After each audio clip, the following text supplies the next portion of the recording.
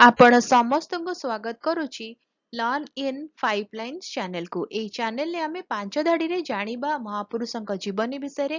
ଆଉ ଯଦି ମହାପୁରୁଷଙ୍କ ଜୀବନୀ ବିଷୟରେ ଅଧିକା ଜାଣିବାର ଅଛି, ସ୍ପେସିଫିକଲି ଅଧିକା ଜାଣିବାର ଅଛି, ମୋତେ କମେଣ୍ଟରେ ଜଣେଇବେ। ତାଙ୍କ ବିଷୟରେ ଆମେ ଲମ୍ବା ଭିଡ଼ିଓ ଆଣିବା ଆଉ ସେ ଲମ୍ବା video Odia Pathshala for you ଚ୍ୟାନେଲରେ ପବ୍ଲିଶ ହେବ। ହେଲା, ତାହେଲେ ଆମେ ଯିବା ଆଜି ଜାଣିବା ଆଉ ଜଣେ ମହାପୁରୁଷଙ୍କ ବିଷୟରେ 5 ଧାଡ଼ିରେ।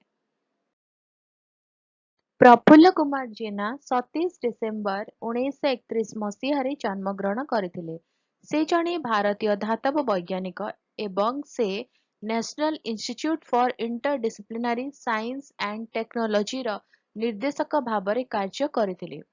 ଓଡ଼ିଶାର Pathani Samanta planetarium, institute of physics ଏବଂ ସାଇନ୍ସ ପାର୍କ ପ୍ରତିଷ୍ଠାରେ ତାଙ୍କର ଅବଦାନ ଉଲ୍ଲେଖ କରାଯାଇଛି।